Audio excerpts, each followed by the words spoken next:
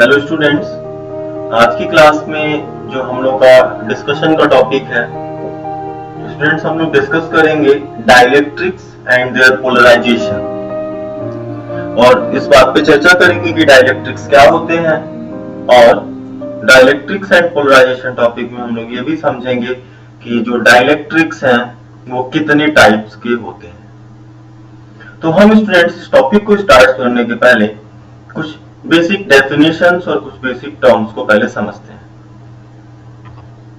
पहला हमारा एक टर्म हम लोग डिस्कस करते हैं, पोलर मॉलिक्यूल्स। क्या होता है पोलर मॉलिक्यूल? डेफिनेशन देखते हैं। A molecule in which the center of positive charges does not coincide with the center of negative charges is called polar molecule। इस डेफिनेशन को अगर हम देखें तो इसका कहने का क्या मतलब है कि इसमें जो पॉजिटिव और जो नेगेटिव चार्ज होंगे उनके सेंटर्स आपस में कोइंसाइड नहीं करेंगे और पॉजिटिव और नेगेटिव चार्जेस के बीच एक पर्टिकुलर डिस्टेंस पाया जाएगा। इसका हम लोग एक एग्जांपल देखते हैं। इसका एक अच्छा एग्जांपल है स्टूडेंट्स, H2O मॉलिक्यूल। अगर आप इसमें देखो तो इस H2O स्ट्रक्चर में दिखाया गया है कि हाइड्रोजन के दो एटम्स और एक ऑक्सीजन एटम, और इनका जो स्ट्रक्चर है उसमें हाइड्रोजन और ऑक्सीजन के बीच एक पर्टिकुलर सेपरेशन है, उनके बीच एक पर्टिकुलर डिस्टेंस को दिखाया गया है। इसमें लिखा गया है polar molecules does not have symmetrical shape. एक की पॉइंट है, आप इसको याद रखेंगे। उसके एग्जांपल्स देखते हैं, HCl, H2O, NH3, CO2, alcohol, और भी बहुत सारे एग्जांपल्स हैं। नेक्स्ट हम लोग यहाँ पे समझते हैं कि अगर हम ऐसे मॉलिक्यूल्स को इलेक्ट्रिक फील्ड में प्लेस करें तो उनके ऊपर क्या इफेक्ट पड़ेगा। क्योंकि हमारा जो ये टॉपिक है students, this topic is based on the electrostatic, और ये इलेक्ट्रोस्टैटिक का एक पार्ट है। तो हम लोग डिस्कस करेंगे कि अगर हम ऐसे मॉलिक्यूल्स को इलेक्ट्रिक फील्ड में प्लेस करें तो उनके ऊपर क्या इफेक्ट आएगा, क्या इफेक्ट हम ऑब्जर्व करेंगे। तो देखते हैं। अगर हम इस डायग्राम को ऑब्जर्व करें स्टूडेंट्स, तो इसमें पॉजिटिव और नेगेटिव चार्जेस के बीच एक सेपरेशन दिखाया गया है, और दिखाया गया है कि कैसे पॉजिटिव और नेगेटिव चार्जेस रैंडमली ओरिएंटेड है। उनका जो ओरिएंटेशन है वो रैंडम डायरेक्शन में है, एक पर्टिकुलर फिक्स डायरेक्शन में नहीं है। और ये सारे जो डाइपोल्स हैं, इनके जो डाइपोल मोमेंट है, अगर आप ध्यान से देखो तो रेड कलर के एरो से इसको दिखाया गया है। अगर आप इसको देखो तो रेड कलर के एरो से इनको दिखाया गया है, और जो ये रेड कलर का एरो आप देख रहे हो ये बता रहा है डाइपोल मोमेंट का डायरेक्शन। आपने फॉर्मूला पढ़ा है, dipole moment P is equal to Q into 2L, और डाइपोल मोमेंट का डायरेक्शन होता है वो that is from negative to positive. तो यहाँ पे दिखाया गया कि जो डाइपोल मोमेंट का डायरेक्शन है वो रैंडम है, but the direction of dipole moment is such that the all dipoles moment, और we can say the dipole moment of each molecule cancel out the dipole moment of other molecules, and the net dipole moment of this complete structure will be 0। थोड़ा सा हम आगे बढ़ते हैं। इधर आप क्या देख रहे हो कि जब इलेक्ट्रिक फील्ड एक्सटर्नल नहीं अप्लाई किया गया है तो इस तरह का कुछ शेप है, और उस केस में हमने क्या दिखाया कि जो P है, जो हमारा डाइपोल मोमेंट है, वो क्या दिखाया गया, P is equal to 0।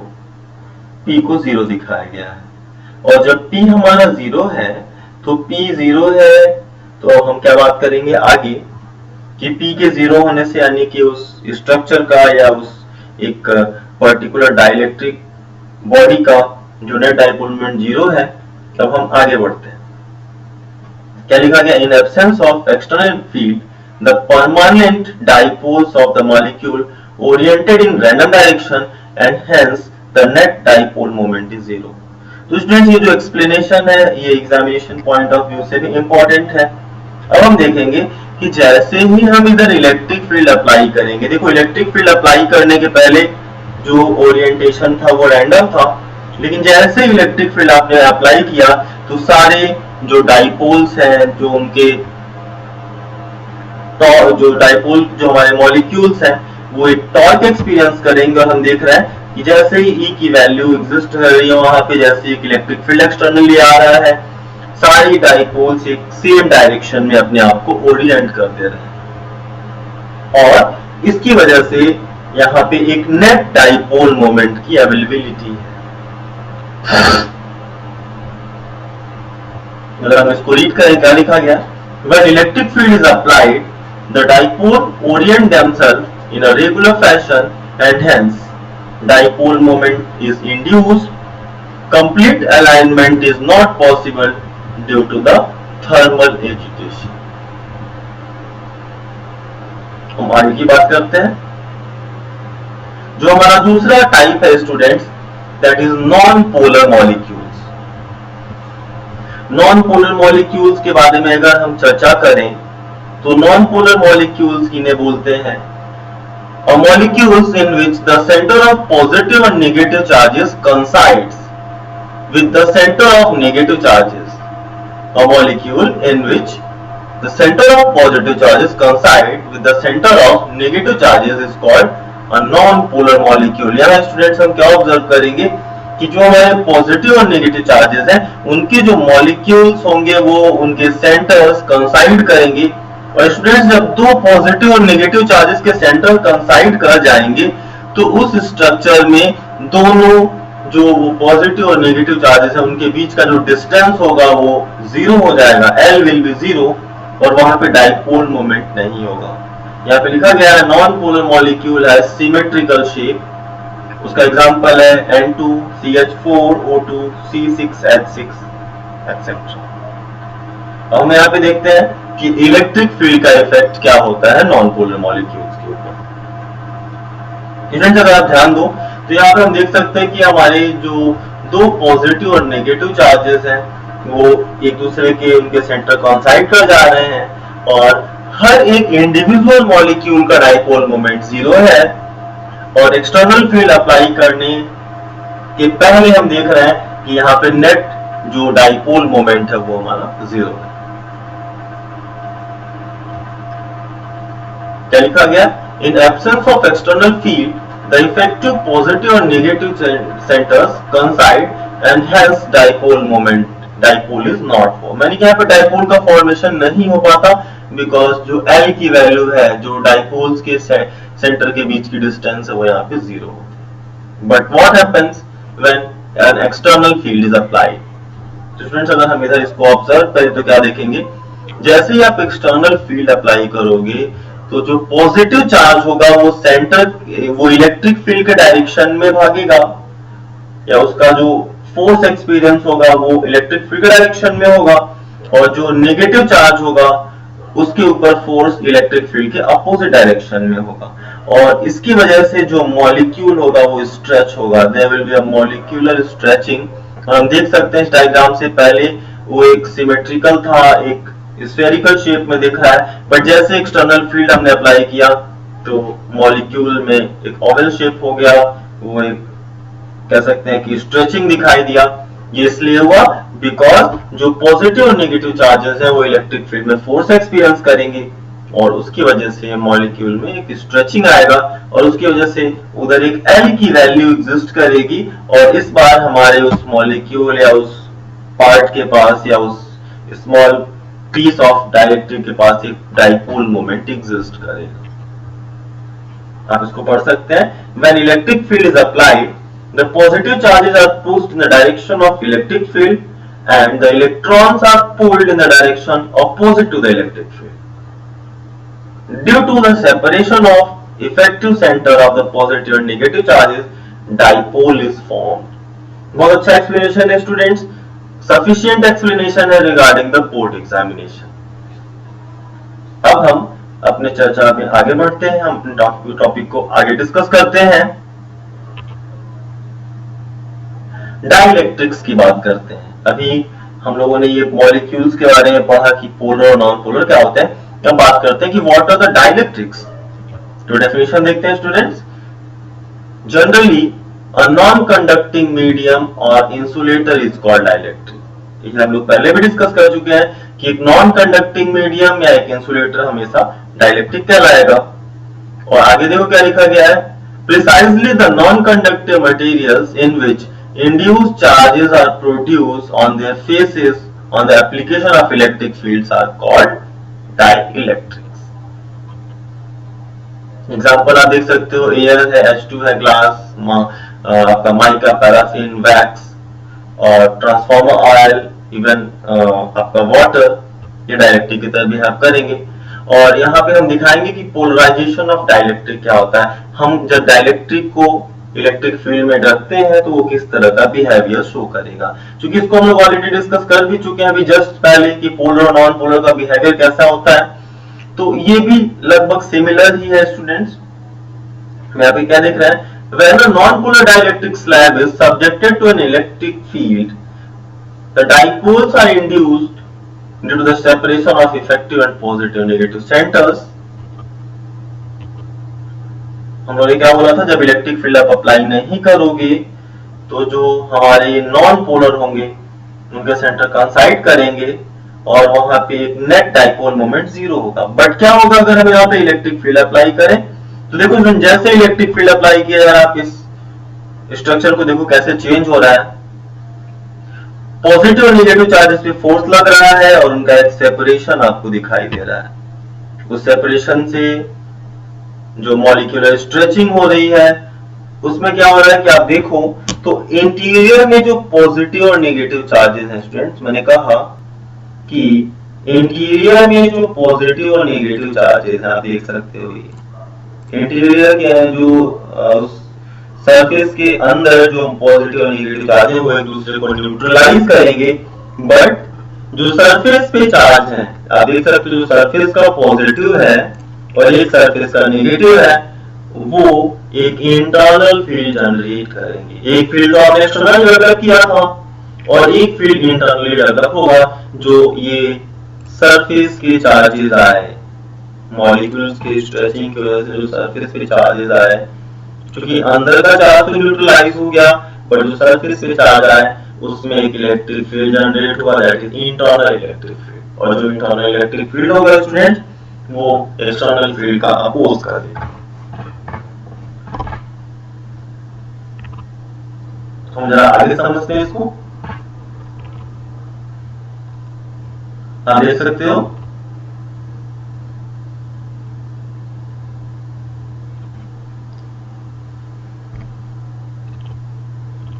आप इसको देख सकते हो क्या लिखा गया कि E is the applied field and EP is the induced field, और जो नेट फील्ड होगा दैट विल बी रिड्यूस्ड। यहाँ पे क्या लिखा गया है, E नॉट माइनस EP, और जो नेट फील्ड होगा वो रिड्यूस होगा।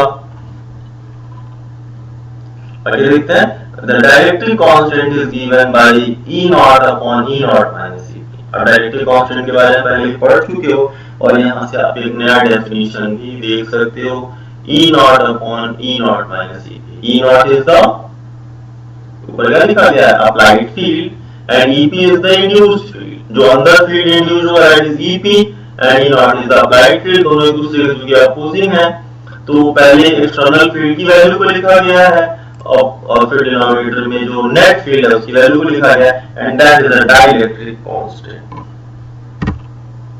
Capacitance, electrical capacitance. In this topic, we will discuss that how we can store electric charge and with the help of storing that charge, how we can store energy.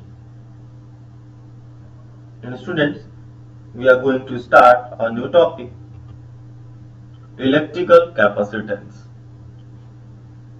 Students, as we already know that there are so many types of materials, there are so many types of substances for which there is a requirement of container to store them.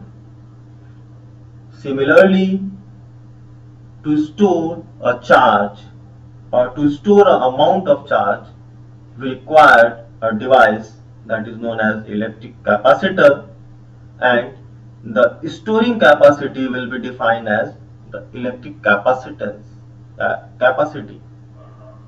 Then let us start. Electrical capacitance.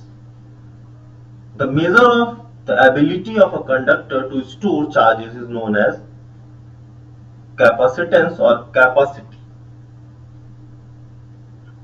Here we are going to use a piece of conductor to store the charges. A piece of conductor is a good container for a charge, or you can say a piece of conductor can be used as a container for the charge, to hold the charge, because the free charge cannot reside in the atmosphere. Free charge cannot exist in the atmosphere. Here we will discuss that as we start to store the charge over any conductor or at any place, with increase in the amount of charge, electric potential increases. We have already discussed that as we will increase the amount of charge Q, then electric potential will increase. Hence, we are writing here Q is proportional to V. Q is proportional to V. And here we are using a constant to remove the proportionality sign, C. C is equal to Q by V. Here C is a constant, and this constant denotes that as Q increases, in the same amount V increases, and this maintains a ratio C. C is a constant which is equal to the ratio of Q and V. We can define here the C. If V is equal to 1 volt, and then C will be equal to the Q. Then what will be the definition? Capacitance of a conductor is defined as C is equal to Q. Means capacitance of a conductor is defined as the charge required to raise its potential through 1 unit. Means if we increase the potential of a conductor by 1 volt, then the such amount of charge required will be equal to the capacitance of that conductor. The SI unit of capacitance is farad, in the name of great scientist. The symbol of capacitance is this. This is the symbol of capacitance.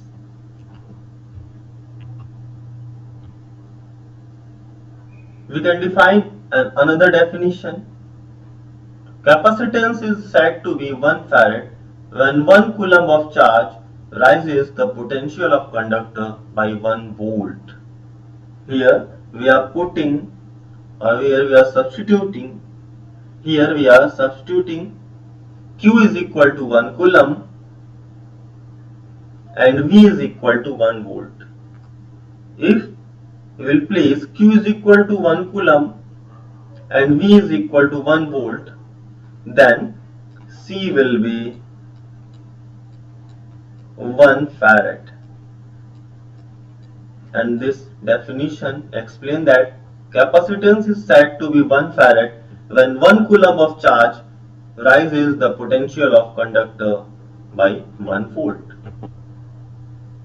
Next, since 1 coulomb is a very big amount of charge, then the capacitance will be usually in the range of millifarad, microfarad, nanofarad or picofarad. Students, practically we can see, whenever you will observe or whenever you will consider a capacitor, then you will find that the capacitance of that conductor will defined in the following units: millifarad, microfarad, nanofarad and picofarad, because farad is a very big unit, very large unit.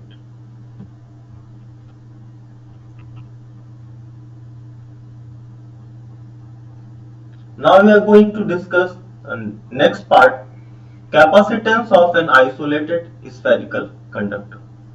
Students, as we have already discussed that capacitor is nothing, it is a piece of conductor at which we can store some amount of charge or a given amount of charge. Then we are going to consider a definite shape conductor which is in the shape of sphere, which is the shape of sphere. Consider a sphere of radius r carrying a charge q. Then potential of this conductor will be this. As we have already discussed that for a spherical conductor, the complete charge can be considered at its center, and the answer of potential for a spherical conductor will be same as the potential produced by a point charge. Then the potential for this spherical conductor will be this 1 upon 4 pi epsilon naught q by r. Next we can see, since we have defined that capacitance C is equal to Q by V, then we are writing here C is equal to 4 pi epsilon naught into R by substituting the value of V at the place of this V, and the final result is this C is equal to 4 pi epsilon naught into R. This result defines, or this result explains that the capacitance is a property which is independent of charge, only it depends on the geometrical shape of that conductor, and here we can observe that C is directly proportional to the R. Point number 1. Point number 2, the above equation is true for conducting spheres, hollow or solid. The above equation can be used for the both type of spheres, either that is hollow or solid. If the sphere is in the medium, then C is equal to 4 pi epsilon naught into epsilon naught R into R. For medium, we will use the formula of relative permittivity. Here we can see that the capacitance of a conductor of size of earth is 711 microfarad, which is a very small quantity.